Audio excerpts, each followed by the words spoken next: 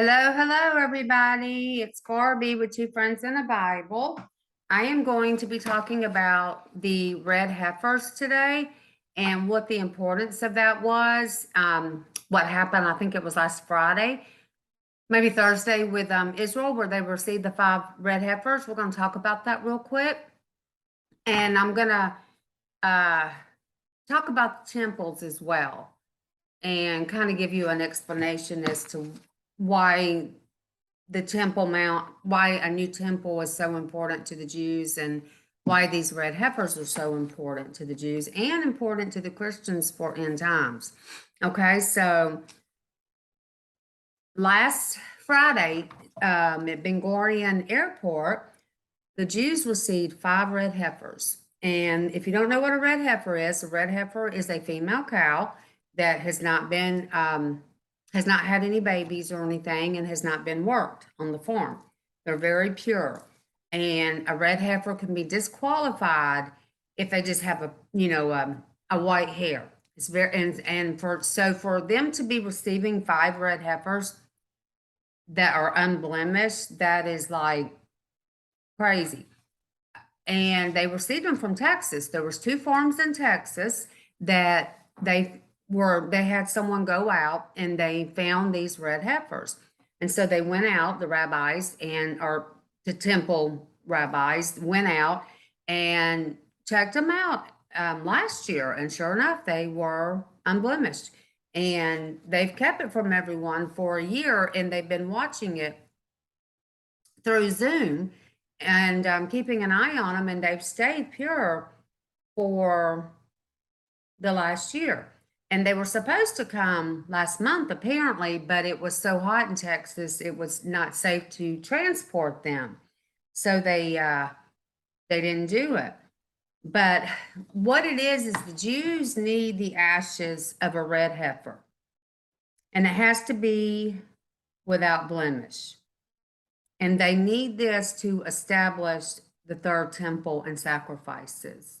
And I'm going to explain a little bit about that as we go along. But I'm going to start with I'm going to take us back a couple thousand years, or 1900 and some change years, to when the Jewish temple was destroyed and why the Jews don't have a temple. Some people don't really know the Jewish heritage and what why things are why they do things a certain way and why things are important to them and the difference between the Christians and whatnot. So I'm going to take us back, kind of put us on our little time machine, and we're going to go back a little bit. Okay, so I believe if you've ever listened to any of my videos before, I've talked about how the Jewish temple was destroyed in 70 AD, and I'm going to give you a little history on that. The temple was destroyed in 70 AD after a revolt led by Roman General Titus. Since around 66 AD, there started becoming a big revolt with the Jews and the Romans, and the the Romans were taking over like Judea, Samaria, that area, and I think they wanted Jerusalem, and which is where the majority of the Jews live, plus that's where the temple was. And so the Jews were not obviously okay with this. Okay, so this is what ultimately led to the 70 AD temple destroying. And the prophet Daniel, in Daniel chapter 9, verse 26, he states in his prophecy that after the 62 weeks, an anointed one shall be cut off and shall have nothing. Now, that anointed one was Jesus. He shall be cut off and have nothing. And the people of the prince who is to come, and that is Jesus, shall destroy the city. And that is the Romans, shall destroy the city and the sanctuary. Its end shall come with a flood. And flood is reference of army. Okay, that's anytime, except in the Noah's time, but when you hear about a flood, it's usually the army. Okay, its end shall come with a flood, and to the end there shall be war. Desolations are decreed. Okay, and that's the prophecy of Daniel. So he prophesies that that temple was going to be destroyed. And then Jesus, he also told the Jews that the temple would be destroyed and not one stone would be left. Luke 19:41 through 45 says, as he approached Jerusalem and saw the city, he wept over it and said, if you, even you, had only known on this day what would bring you peace, but now it's hidden from your eyes. This is right before Jesus was crucified, and he was telling this to the Pharisees. The days will come upon you when your enemies will build an embankment against you and encircle you and hem you on every side. They will dash you to the ground, you and the children within your walls. They will not leave one stone on another because you did not recognize the time of God's coming to you. So Jesus is telling them, because you didn't recognize me, I'm God. I just came to you. I came to bring a new covenant, and you didn't recognize me, even though you have all the prophecies and you knew the Messiah was coming when I came. They knew it was time. And so he's telling them, because of that, the temple will be destroyed. And that was their punishment. And for years, for several years, the Jews and the Romans and the Jews, they'd been off again, on again, off again, on again. For a while there, the Romans kind of just left the Jews alone, and but as time went on, they did, and so they were having like battles, like small wars and disagreements over those years. And the Jews felt like the Romans were beneath them because they were God's chosen ones. And the Romans didn't care about their God and wanted the Jews to surrender to them. They wanted to take over that area that they were in. And so when it finally came to a head, the revolt, it was around, I guess, April 70 AD, give or take, and it lasted about 4 months. You had a lot of Jewish rebels. You had the other Jewish ones that just wanted to be a family and just, didn't care about all that stuff going on. And, you had your rebels. And so I think they were stirring things up a little bit. And at one point, they were able to chase the Romans out. And unfortunately, Nero, if you don't know who Nero was, he was kind of okay until around 66 AD. And that's when he went a little bonkers. But he dispatched Vespasian to crush the rebellion. Okay. He did. He just said, crush the rebellion. Basically, I don't care who you kill, and destroy the temple. Okay. And so in August of 70 AD, the Jewish army surrendered, because they had just attacked them so forcefully and destroyed the temple. And they were already going hungry at this point. They were already experiencing famines and stuff because of everything going on with all these revolts. And a lot of them were felt like they had security when they were inside the temple because of the walls that were around it. It's quite thick, quite big. And so they had, and you had families and stuff in there, children, women, families, and they burned it down and with them in there. And many Jews were just slaughtered during this revolt. And then shortly after the temple was destroyed, the city of Jerusalem was also destroyed. And the Jews, many of them were already weak due to starvation that they had been enduring for a while. And it was estimated that overall about 1.1 million Jews were killed during this revolt. I'm not sure about Romans. I didn't really find anything on that. And after the revolt and the destroying of the temple, the Jews were actually sold into slavery in Rome to the Romans. So while they were in slavery, they actually learned how to build like an underground railroad, and many of them escaped from that. And there was still some wealthy Jews that were in the Roman Empire. And if you remember, like Paul, for instance, was a Jew, but he was also a Roman citizen. So many of the Jews, they were still in the Roman Empire, and they worked to get many of their comrades freed. So many got freed, but many did not. Many were actually had to, ended up in slavery. It's really sad too, because you went through all that, getting them out of slavery in Egypt and get them all over here, and then they turn around and, they're back in it again.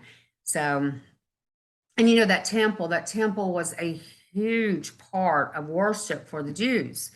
You had like the outer court, the inner court, and then you had that veil. And behind the veil was where the Ark of the Covenant was kept.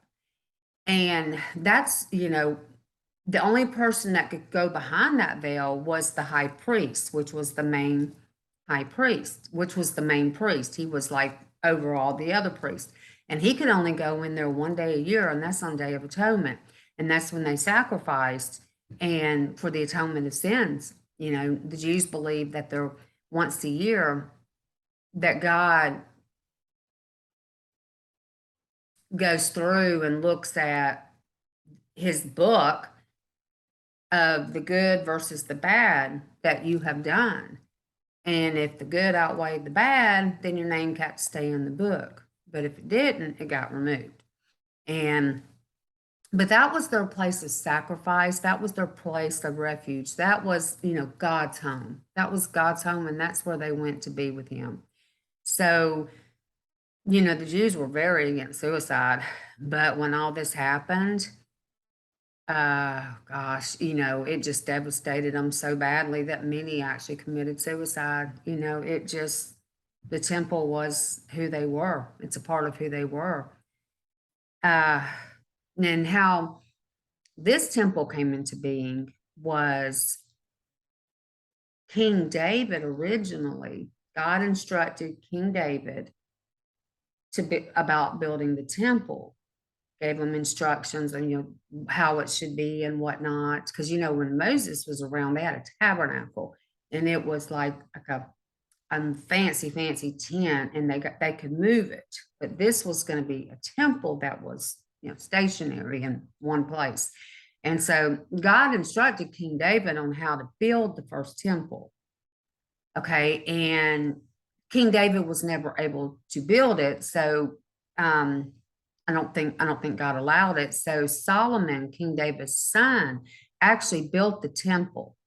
And that particular temple was destroyed in 586 AD when the Jews were taken into captivity in Babylon.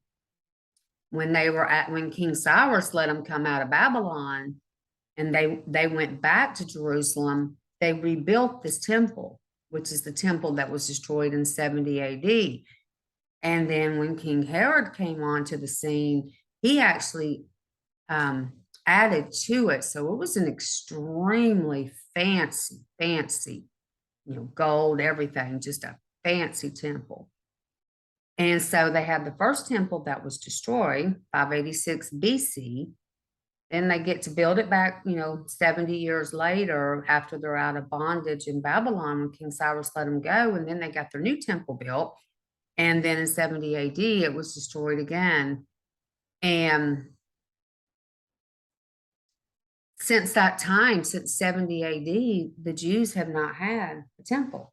Okay. And so they were not, so sacrifices. I mean, how do you, go behind the temple? God allowed the temple to be destroyed due to the disobedience of the Jews, of the Jews accepting his son as their Messiah. I mean, prophecy showed exactly when he should have been coming on the scene. And when John the Baptist came on the scene, they even asked him, the Pharisees, are you the Messiah? Are you the Christ? So they knew he was coming. And due to, and unfortunately, I think the higher ups, I guess, because a lot of Jews did go with Jesus, a lot did. But the higher ups, I guess, the Pharisees, the Sadducees, they were expecting a Messiah that was going to come on this big stallion and with an army behind him and destroy anyone that went against God's chosen ones, which were the Israelites. And that's not how Jesus came. Jesus came as a lamb. He came gentle. He came to bring peace and love and salvation. And he came to bring the new covenant, because the old covenant is incredibly difficult. If you've ever read Leviticus, that's where God gives all the rules and stuff, and it was there's 613 rules and regulations that God gave them that they must follow. And then over the years, the Sadducees and the Pharisees added to these. We call it basically the fluff.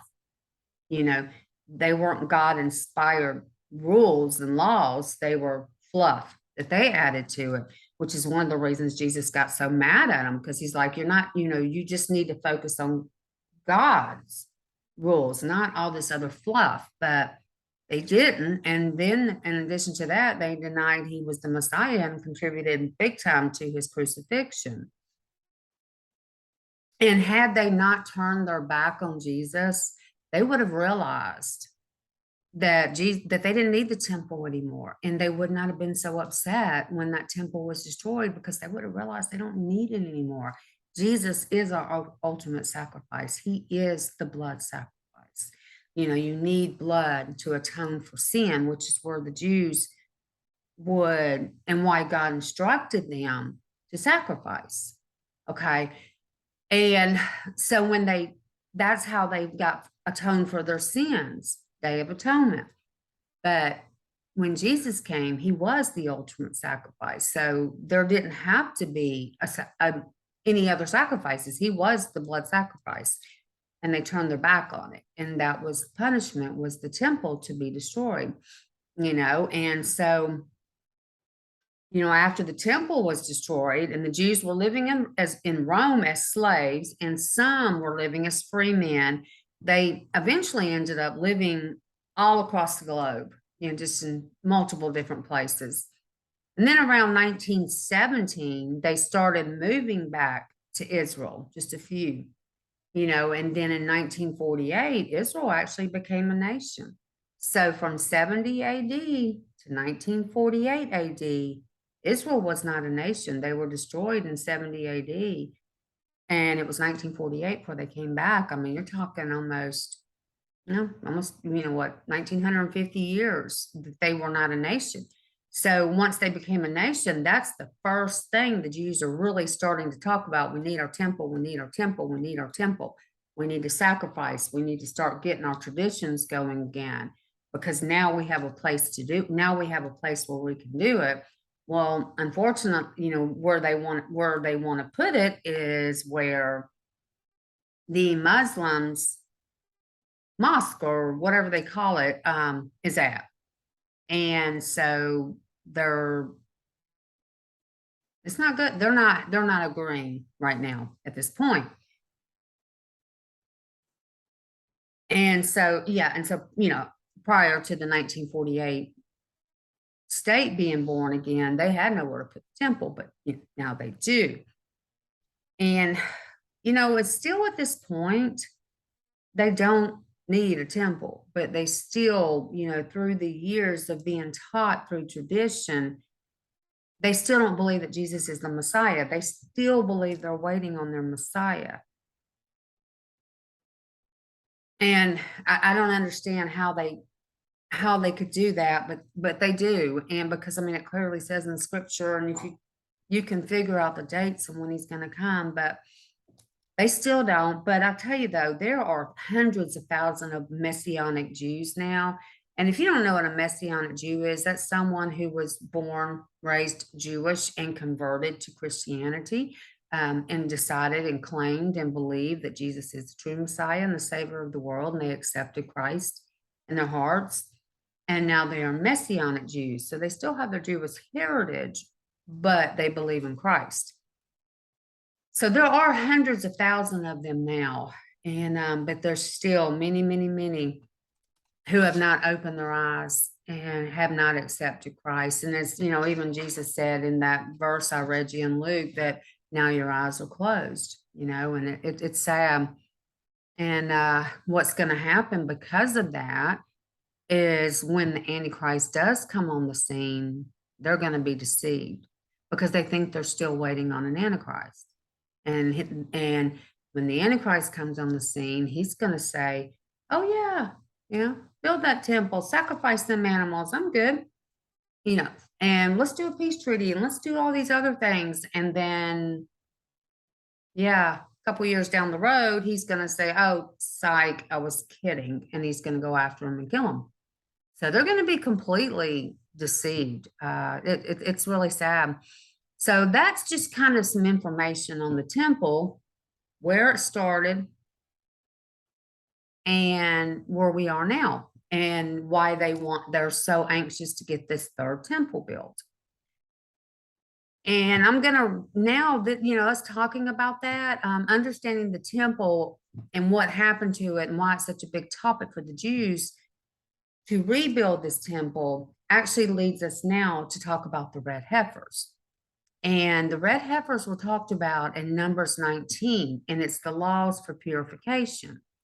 Now the Lord spoke to Moses and to Aaron, saying, "This is the statute of the law that the Lord has commanded. Tell the people of Israel to bring you a red heifer without defect, in which there is no blemish, and on which a yoke has never come. And you shall give it to Eleazar the priest, and it shall be taken outside the camp and slaughtered before him. And Eleazar the priest shall take some of its blood with his finger and sprinkle some of its blood toward the front of the tent of meeting 7 times. And the heifer shall be burned in his sight. Its skin, its flesh, and its blood with its dung shall be burned. And the priest shall take cedar wood and hyssop and scarlet yarn and throw them into the fire, burning the heifer.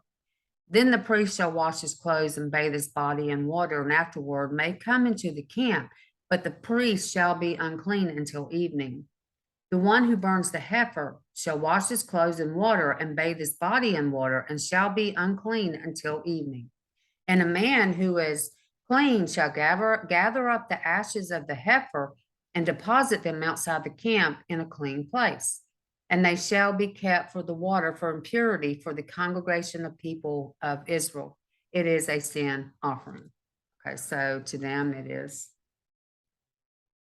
pure, it's purification, just talking about how the priest has to be purified and everything that has to happen, and the heifer has to be without blemish. Can't have one hair basically out of place. And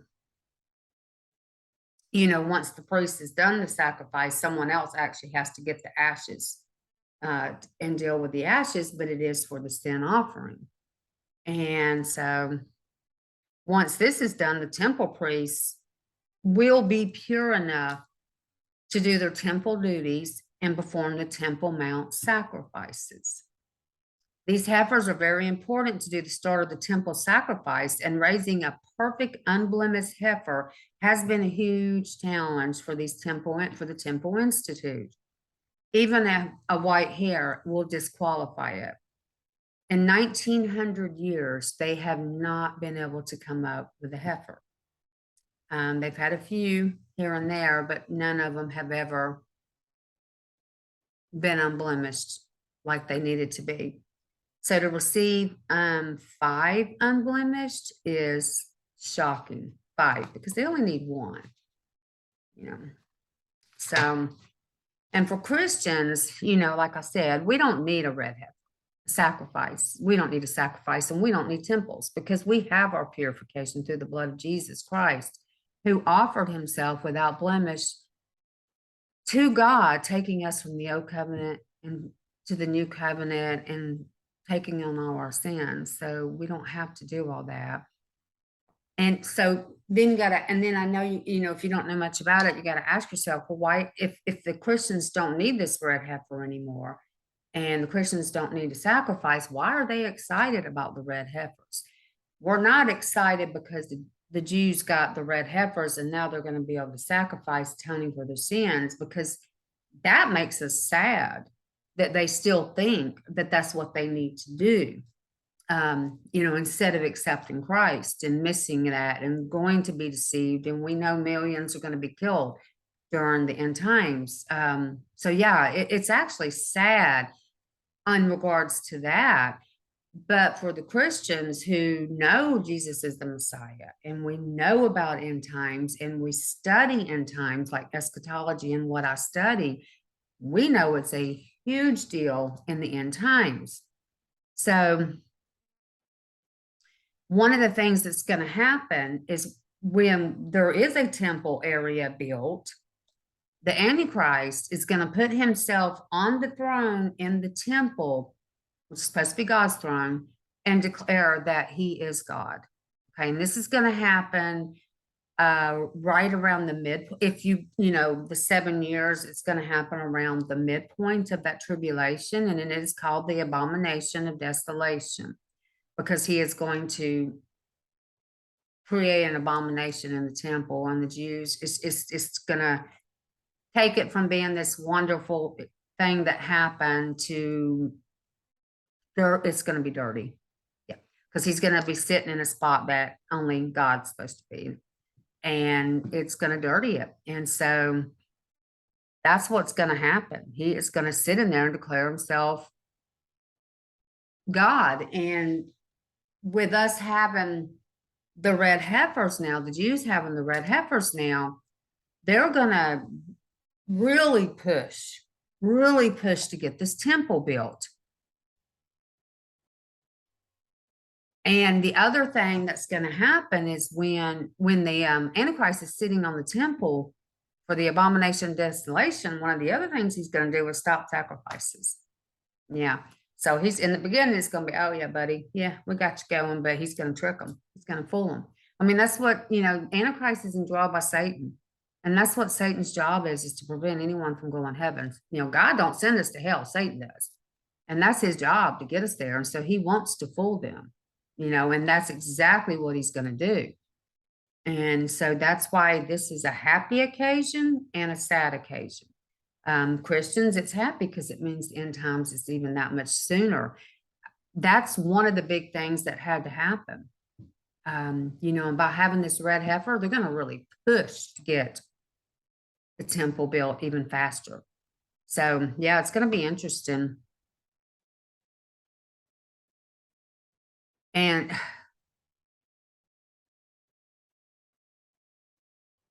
I mean, obviously sacrifices can't be stopped if they haven't been started. So this is huge. Okay. And if Israel had not become a nation in 1948, and we believe that is the last generation and the fig tree generation that Jesus talks about, and we're going to do a video on that in a couple of days on the fig tree generation. But if that had, and Israel is the fig tree generation, if they had not become a nation, and now the temple looking like it's going to get done probably a lot faster now because of the heifers, then Antichrist couldn't have sat on the throne, and he couldn't fulfill all these prophecies would not have been filled. So you see where we talk about these prophecies being fulfilled. You've got Israel becoming a nation. You've got all these prophecies being fulfilled. And this is a big one. There was about last year, the rabbis from the temple place, they actually went to Texas and and they checked out the red heifers and declared that they were unblemished. What's really interesting though is when they did see the red heifers at the time last year, they were 5 to 8 months old. And they were from 2 different farms. Okay. So one farm had like 2, one farm had like 3 of them. The guy that typically would do, how cows get that marking, in their ears, they put a marking in them because, that way it shows who they belong to. Well, because of the virus, they were not able to get out there and do it. Had those heifers had that in their ears, it would have blemished them. Yeah, so they wouldn't have been unblemished. So God took something as horrible as the virus and still used it for something good. That's God, right? That's what he does. Crazy, absolutely amazing. So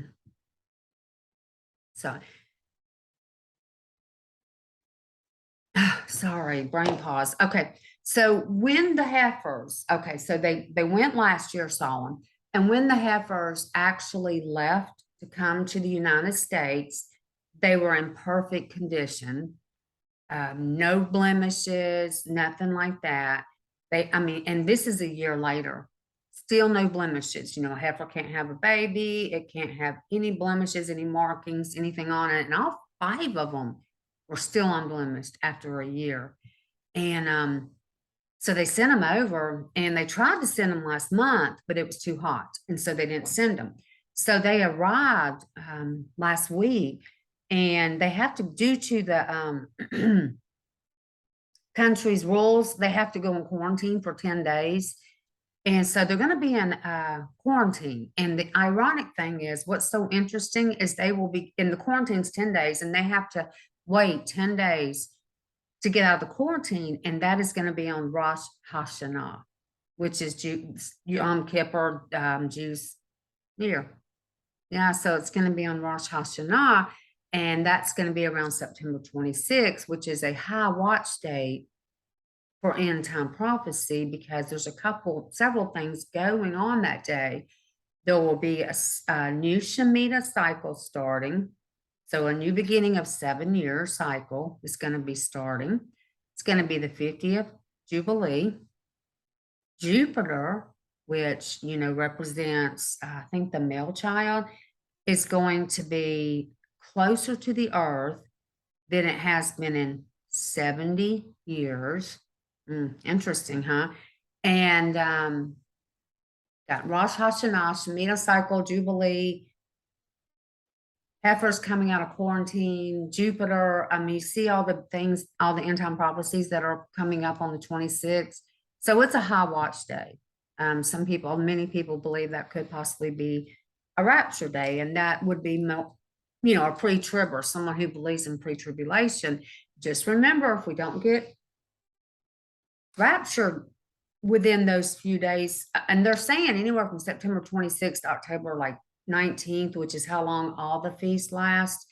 If you don't get raptured, then it's, you know, it can mean one or a couple things: got the dates wrong, or it could mean that it's really a mid-trib, that maybe we're not supposed to go pre-trib, maybe we're supposed to go mid-trib, maybe we're supposed to be here right before the Antichrist sits on the throne. Maybe we are going to see the seals, you know, because the seals open, and the two witnesses were supposed to come on the scene right before you know, for the 3.5 years to the midpoint.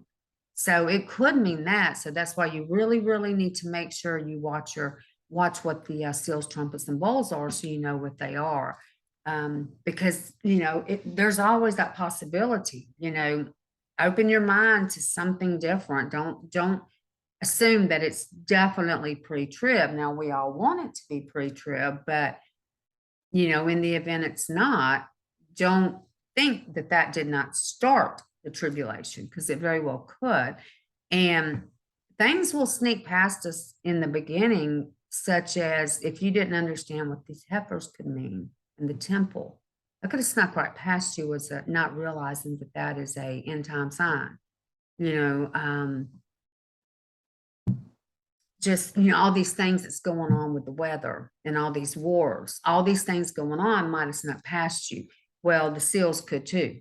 Okay, so, you know, because the seals are going to be bad, but it's going to be really bad once we hit the trumpets. So the seals could possibly be a little explained away, like, God, this world's just having such a bad time, you know, if you don't know what's going on. Okay, so we need to definitely pay attention to all of it. And the other thing is, the heifers have to stay unblemished up to sacrifice. And if I got this right, they were 5 to 8 months old a year ago. That would make them between 17 and 20 months old now. They have to be 24 months and 1 day old to sacrifice. They can be older, but they cannot be younger. Have to be 24 months, 1 day old to sacrifice. So as of right now, they're 17 months to 20 months. 17 months to 20 months old. And this is September. So by January, our 20-month-olds will be 24 months, and our 17 months old will be 21 months. So between January and April, they will be old enough to be sacrificed. And Passover is in April. And I don't believe that they're going to let us know. I think it's going to be just as hush hush as getting these heifers here if they're going to sacrifice, because, you know, you've got the Muslims. I mean, don't they worship cows or something? And you got the Muslims who are going to just have and then you got your animal activist rights. And they're going to have a cow. Well, no pun intended. They're going to have a cow, you know, if they're out there trying to sacrifice. So it's going to be hush hush. It's going to be hush hush, but it will be the start. Okay. And I mean, these are incredible times, guys. These are incredible times. And one other thing that I did read the other day was that and I heard this, I think it was possibly in Israel 365. It's like a news source. They have already, well, one thing is they already have the blueprints for the temple, and they already have all the furniture, everything. All they need to do is start it, and they said it won't take but like 2 months, maybe 3, to build an entire temple. Whoa. But they said the other thing that they could do is they have already built a rolling altar. So they could actually take that rolling altar and put it on the Temple Mount and do the sacrifice there. So there's some possibilities, y'all. There's some possibilities. And honestly, I believe this is rushing in the end times faster than we ever imagined. I mean, things are happening all the time. I mean, it's just quick. So we're just going to keep our eyes open, our ears open, see what's going on. A lot of people believe that Gog and Magog war must happen before the rapture. It doesn't say it in the word. It just says that we will have that Gog and Magog war, and we know it's going to be in the beginning, but it's possible it could happen after the rapture. But the other thing is, if we're mid-trib or even post-trib, we still got some time for that Gog Magog and the Psalm 83 war to happen. We have videos on that if y'all haven't watched it, if you want to learn more about it. So anyway, I just wanted to get on here and give a little more information about why the temple is so important to the Jews, why they don't have a temple, what happened to their temple, and why these red heifers are so just, you know, important to them. And pray hard, not just for the Jews, but pray for the unsaved. Because if what we're seeing is indeed the end times, and I believe that it really is, I do, there's just too many things happening. I'm not saying it's going to happen today. You know, it might be next year. There again, you know, it could be mid-trib, so we might have a couple more years. But either way, we are entering the end times. Either way, no matter how it happens, there's, you know, a generation is 70 to 80 years per Psalm 90, and Israel's 74 years old. And on Rosh Hashanah, which is September 26th, they'll be 75 years old. So we don't have, you know, many years left, okay? We don't have many at all. A generation, you know, because Jesus says this generation will not pass away until all things are seen. And that generation is the fig tree generation, which is Israel, and that became effective 1948. So anyway, that's pretty much all I got today, guys. But keep the unsaved in prayer. Keep the Jews in prayer that they're not deceived. And if you're backslidden, get back on the boat. Get back on the boat. You don't have much time, guys. You really don't. And I am not one to, when we first started this channel, we were not going to say that. The dates and everything, we had no intentions.